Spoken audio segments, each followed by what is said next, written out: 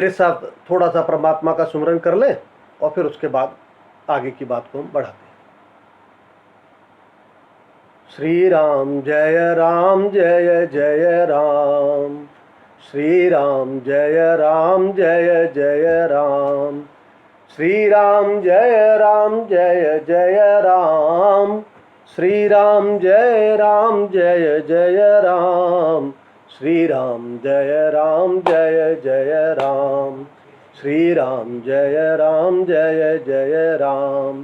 श्री गुरु चरण सरोज रज, निज मन मुकुर सुधार, वरनहु रघुवर विमल यश, जो दायक फल चार। बुद्धिहीन तनु जानिके, सुमिरो पवन कुमार, बल बुद्धि विद्या देव मोहि, हरहु कलेश विकार। एक घड़ी आधी में पुनियाद, तुलसी संगत साधु की, हरहि कोटि अपराध। सब द्वारन को छाड़ के, आयो तेरे द्वार, माँ अंजनी के लाडले, निक मेरी ओर निहार। श्री राम जय राम जय जय राम, श्री राम जय राम जय जय राम, श्री राम जय राम जय जय राम, श्री राम जय राम जय जय राम, श्री राम जय राम जय जय राम, श्री राम जय राम जय जय राम। बंधुवर, हम अपने घरों पर हैं और बहुत लंबा समय हमको घरों पर रहते हुए हो गया है, इसलिए कई बार मन में ये प्रश्न उठता है कि आखिर इस पूरी स्थिति से हम कैसे पार पाएं। तो एक बात ध्यान रखिएगा, ये जो जीवन है, जैसा मैंने अभी बताया कि जीवन को सुखद बनाने का साधन भक्ति है, और ये भक्ति हमारे जीवन में बढ़े, इसके लिए हमको प्रयास करना चाहिए। और जीवन जीना जो कला है, तो ये कला कैसे है, तो इस कला का भी हमको ध्यान करना पड़ता है। तो कला कैसी है, तो ध्यान रखिए, ये जीवन एक सरिता है, और सरिता का अर्थात नदी है, और नदी के दो किनारे होते हैं। दो किनारों के बीच में नदी बहकर के आगे बढ़ती है। इसी प्रकार हमारी जो जीवन की सरिता है, ये भी दो किनारों से होते हुए आगे बढ़ती है। और जीवन में जब हम आगे बढ़ते हैं, तो बढ़ते बढ़ते हम इस दो कूल पे जाते हैं, क्योंकि किन किनारों को कूल भी कहते हैं। तो कूल अर्थात किनारा। तो हमारे जीवन के भी दो कूल हैं, इस जीवन सरिता के दो कूल हैं। तो एक है अनुकूल और दूसरा है प्रतिकूल। एक अनुकूल है जो हमारे मन को भाता है, हमको सुख देता है, और एक है जो प्रतिकूल है, जीवन की विपरीत परिस्थितियां हैं, और विपरीत परिस्थितियां होने के कारण से वो हमको दुखदायी लगती है। इसलिए जीवन की सरिता का एक कूल सुख है और दूसरा कूल दुख है। एक अनुकूल परिस्थिति है और दूसरी प्रतिकूल परिस्थिति है। अब इन दोनों परिस्थितियों के बीच ही जीवन को लेकर आगे चलना है। और जीवन में जब दुख आता है, तो दुख हमारे कहने से नहीं आता, हमारे बुलाने से नहीं आता। ये दुख स्वतः आता है और हमारे कहने से जाता भी नहीं है। इसलिए ऐसे सुख और दुख के साथ अपने जीवन को समतुल्यता के आधार पर जीवन को जीना, ये जीवन जीने का जब हम प्रयास करते हैं, तब हमारे जीवन की सरिता धीरे धीरे आगे बढ़ती चली जाती है। और ये जो जीवन में आगे बढ़ना है, इसको पुरुषार्थ कहा गया है। अर्थात परमात्मा ने हमको जन्म दिया, तो परमात्मा से प्राप्त इस जीवन को जीने के लिए मनुष्य को पुरुषार्थ करना पड़ता है। अर्थात पुरुषार्थी जीवन जीना पड़ता है। अब ये जो परिस्थितियां हमारी हैं, इस परिस्थिति में हम कई बार घर के अंदर बैठे बैठे सोचते होंगे कैसे होगा, क्या होगा, और इन सब परिस्थितियों के अंदर भी हम घर के अंदर बैठे हैं। तो ये जो हमारा घर है, परिवार है, इस परिवार के अंदर हम इसको मंगलमय बनाते चले, क्योंकि इसी जीवन में जीते हुए, इसी परिवार में रहते हुए, इन्हीं सुख दुख के बीच जीवन को जीते हुए हमें आगे बढ़ना है। तो इसलिए परिवार कैसा हो, तो परिवार मंगलमय हो।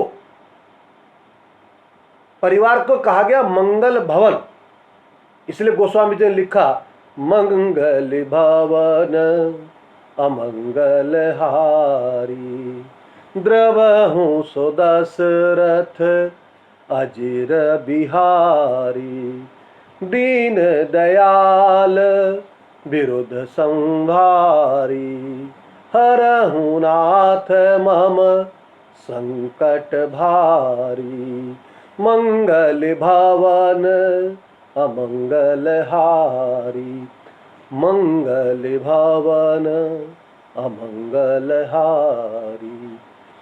ये जो परमात्मा है यही हमारे दुखों को दूर कर सकता है, क्योंकि जीवन में दुख भी उसी की ही देन है।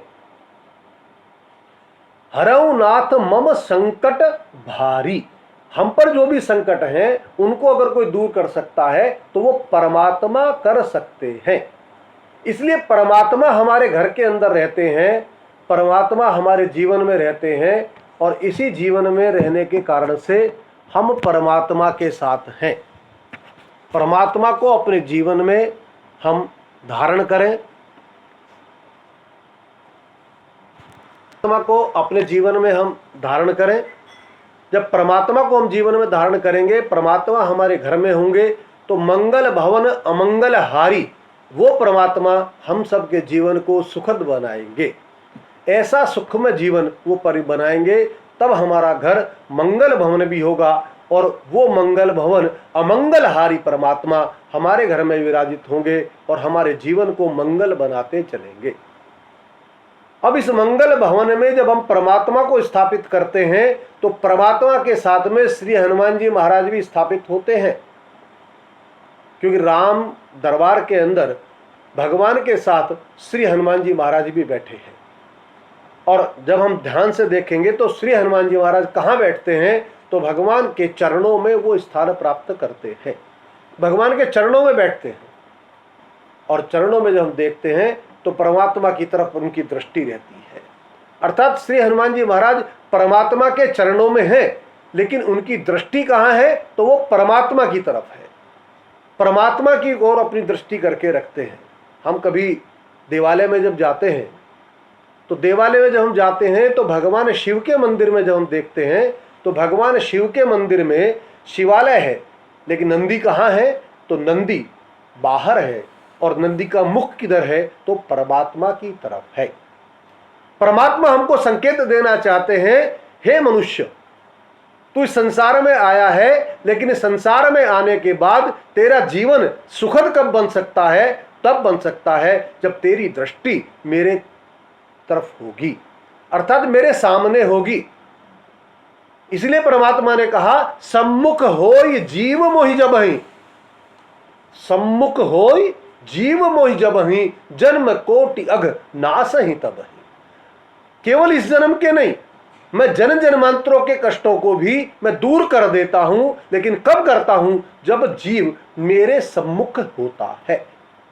और सम्मुख होने का अर्थ है परमात्मा की ओर दृष्टि करना, अर्थात संसार में जो जीव आया है इस जीव की दृष्टि परमात्मा पर सदैव रहनी चाहिए, परमात्मा हमारी दृष्टि में रहने चाहिए, और फिर हम इस जीवन को जिए।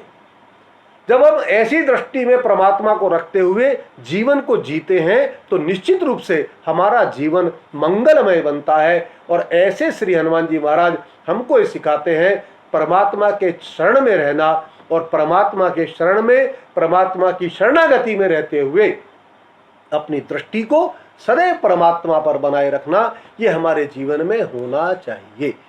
जब हम ऐसी दृष्टि अपनी बना करके रखते हैं परमात्मा से दृष्टि रखते हैं, तब हमारा जीवन मंगलमय बनता है। और ऐसे श्री हनुमान जी महाराज के लिए कहा गया है, मंगल मूर्ति मारुति नंदन, मंगल मूर्ति मारुति नंदन, सकल अमंगल मूल निकंदन, सकल अमंगल मूल निकंदन, मंगल मूर्ति मारुति नंदन। वो पवन पुत्र श्री हनुमान जी महाराज मंगल की मूर्ति है, और वो ऐसी मंगल की मूर्ति है कि वो हमारे जीवन को मंगल करते हैं, जीवन में मंगल को लाते हैं, और हमारे जीवन के अमंगल को, जैसे भगवान श्री राम मंगलहारी हैं, और ऐसे हारी का वो दूत श्री हनुमान जी महाराज सकल अमंगल मूल निकंदन, अर्थात सारे जीवन के अमंगलों को जड़ सहित निकाल देते हैं। आपने देखा हो ना, कई बार पौधे रहते हैं, लेकिन अगर जड़ रह जाती है तो जड़ रहने के बाद में वो पौधा फिर दोबारा पनपने लगता है। लेकिन श्री हनुमान जी महाराज की विशेषता ये है कि श्री हनुमान जी महाराज जीवन के अमंगल को जड़ सहित निकालकर बाहर फेंकते हैं, मूल निकंदन, मूल रूप से नष्ट कर देते हैं। ऐसे श्री हनुमान जी महाराज उस मंगल भवन की मंगल मूर्ति हैं, और हम सबको श्री हनुमान जी महाराज भक्ति के मार्ग की ओर चलने के लिए प्रेरित करते हैं। इसलिए श्री हनुमान जी महाराज को भक्ति के आचार्य के रूप में कहा गया। वो भक्ति के आचार्य हैं, वो नाचते भी हैं, वो गाते भी हैं, वो ज्ञानी भी हैं। ज्ञानी नाम अग्रगण्यम सकल गुण निधानम वान नाम अधीशम रघुपति प्रिय भक्तम। भगवान के भक्त भी हैं, ज्ञानी भी हैं, बलवान भी हैं। इन सब चीजों को अपने जीवन में, इन सब गुणों को धारण करते हुए श्री हनुमान जी महाराज अमंगलों को नष्ट करने वाले हैं। ऐसे श्री हनुमान जी महाराज की हम भक्ति भी करते हैं। हम सबके जीवन में वही इस भक्ति को भी देना चाहते हैं, क्योंकि जब ये भक्ति हमारे जीवन में आती है तो निश्चित रूप से हमारा घर, हमारा परिवार और हमारा जीवन मंगलमय हो जाता है। ऐसे मंगलमय जीवन को हम बनाने के लिए भगवान की भक्ति को अपने जीवन में स्थापित करें तो निश्चित रूप से ये जीवन सरिता हमको सुखमय प्रदान करेगी, और हम सुखमय जीवन को जीने का प्रयास करेंगे। और ऐसे सुखमय जीवन को जीते हुए हम आगे बढ़ते जाते हैं। परमात्मा के, भगवान श्री राम के बिल्कुल बगल में राम दरबार के अंदर माता जानकी जी बैठी हैं। माता जानकी उनके बिल्कुल बगल में बैठती हैं, और इसलिए है क्योंकि माता जी के लिए कहा गया कि माता जी वो होती हैं जो हमको ममतत्व देती है। माँ की दर का स्थान उनको प्राप्त होता है। और माँ कौन है? तो माँ जानकी इस प्रकृति का स्वरूप है, अर्थात इस प्रकृति में माँ है, माँ जानकी है। एक बार भगवान श्री राम ने श्री हनुमान जी महाराज से एक प्रश्न किया, और प्रश्न करते हुए पूछा, हे हनुमान तुम कौन हो? हनुमान जी महाराज आश्चर्यचकित हो गए कि आज माता जी के सामने प्रभु श्री राम ने मुझसे पूछा कि हनुमान के लिए कि तू कौन है। जब पूछा तू कौन है, सारा दरबार अचंभित था। भगवान का सबसे प्रिय भक्त है, परमात्मा का ये अनन्य भक्त हनुमान है, और आज भगवान स्वयं पूछ रहे हैं कि तू कौन है। तब ये प्रश्न किया, तब हनुमान जी महाराज पहचान गए। हनुमान जी महाराज समझ गए कि बेटा आज परमात्मा तुझसे कुछ पूछना चाहते हैं, परमात्मा आज तेरी परीक्षा ले रहे हैं। हनुमान जी महाराज हाथ जोड़कर खड़े हो गए और प्रभु के चरणों में बैठे, और बैठकर कहा, प्रभु अगर आपने मुझसे पूछा है तो मैं आपको एक ही बात कहता हूं कि मैं कौन हूं। तो प्रभु मैं आपका, अगर आपका प्रश्न मुझसे है मैं कौन हूं, तो प्रभु अगर आपका प्रश्न इस जीव से है तो प्रभु मैं आपका अंश हूं। अगर इस जीव से पूछा है तो प्रभु मैं आपका ही अंश हूं। ममे वांशो जीव लोके जीव भूतो सनातना, मम शरीर ते मम उपजाए। भगवान ने कहा मैंने इस सारे संसार को अपने ही शरीर से पैदा किया है। ये सारा संसार मेरा ही पैदा किया हुआ है। मैंने अपने शरीर के अंश से संसार को पैदा किया है। तो भैया ये कोरोना भी कहां से आया? ये भी वही परमात्मा ही है। अगर परमात्मा अच्छे जीवाणुओं को भेजता है तो कुछ बुरे जीवाणु भी हैं, तो सभी परमात्मा के स्वरूप हैं। हम भी परमात्मा के स्वरूप हैं। मम शरीर ते मम उपजाए। अगर प्रभु इस जीव से प्रश्न है तो मैं आप ही का अंश हूं और आपका अंश होने के नाते संसार में रह रहा हूं, इसलिए हम उसी के अंश हैं। और भगवान ने ये बात बोली है, और भगवान ने ये कहा है कि सब मम प्रिय, सब मम प्रिय, सब मम उपजाए। ये सब मेरे ही पैदा किए हुए हैं, मैंने अपने ही शरीर से पैदा किया है। ये सब मुझे प्रिय हैं। अगर प्रभु ये सब आपको प्रिय हैं तो इनमें से अगर आपको छांटना पड़े कि सबसे प्रिय कौन है तो वो कौन होगा? तो भगवान कहते हैं सबसे अधिक मनुज मोहि भाए, सबसे अधिक मनुज मोहि भाए, सब मम प्रिय सब मम उपजाए, सबते अधिक मनुज मोहि भाए। इसलिए ये जो सारा संसार है ये मैंने ही पैदा किया है, अपने ही शरीर से पैदा किया है प्रभु। और इस शरीर में आप संसार के अंदर आपको अगर सबसे अधिक प्रिय कोई है तो वो मनुष्य है। अगर हम ध्यान से देखें तो जब मत्स्य पुराण को हम देखते हैं तो मत्स्य पुराण में क्या है? भगवान का मत्स्य अवतार होता है। ये जो परमात्मा का मत्स्य अवतार है, इस मत्स्य अवतार में भगवान विष्णु मत्स्य अवतार लेकर मनु से कहते हैं, मनु इस सृष्टि पर प्रलय आने वाली है और इस प्रलय के अंदर सब कुछ नष्ट हो जाएगा, इसलिए इस संसार के समस्त बीजों को तू उस अपने साथ ले ले।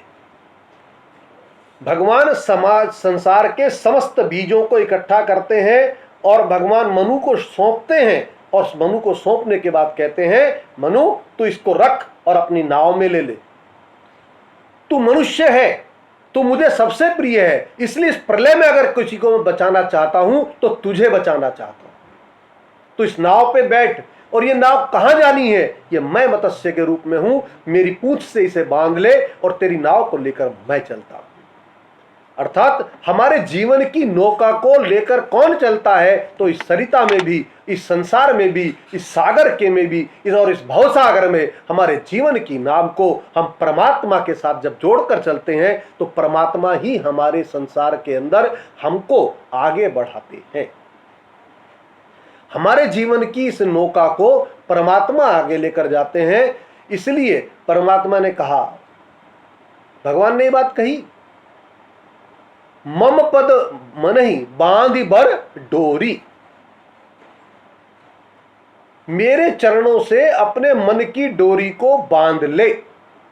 अर्थात जब परमात्मा से हम अपने अपने जीवन की डोरी को बांधते हैं तो परमात्मा स्वयं हमारे जीवन को खींचकर आगे ले जाते हैं और आगे हमारे जीवन बढ़ता चला जाता है।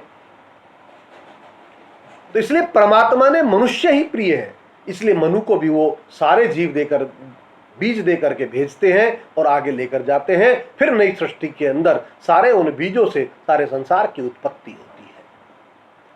इसलिए सबसे अधिक मनुज मोहि भाए, प्रभु आप ही का अंश हूं और मनुष्य ये जो संसार के अंदर है। और अगर इस शरीर से आपका प्रश्न है, श्री हनुमान जी महाराज ने कहा प्रभु अगर इस शरीर से आपका प्रश्न है, इस शरीर को अगर आपने कहा है तो मैं आपसे केवल इतनी बात कहना चाहता हूं कि प्रभु मैं इस शरीर से आपका दास,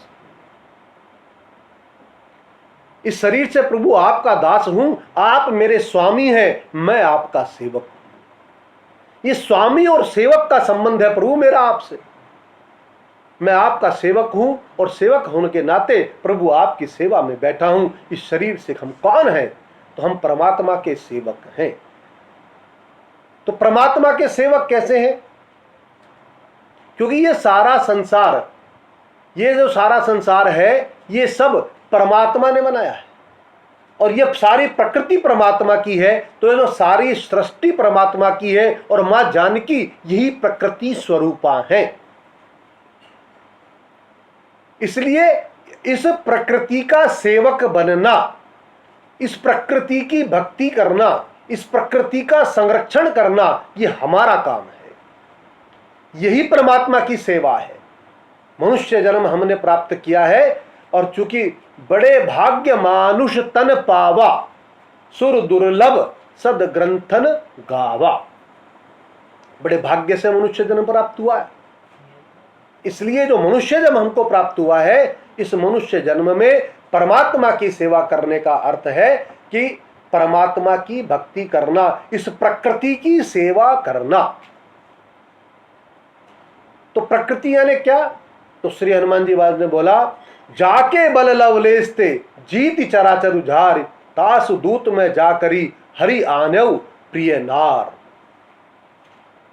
जाके बल विरंची हरीसा, पालत सृजत हरत दसीसा, जाबल शीस धरत सहसानन, अंड कोश समेत गिरिकानन। ये भगवान श्री हनुमान जी महाराज ने कहा है, रावण को उपदेश देते हुए कहा था। जाके बल विरंचे हरीसा, पालत सृजत हरत दसीसा। जिसके बल के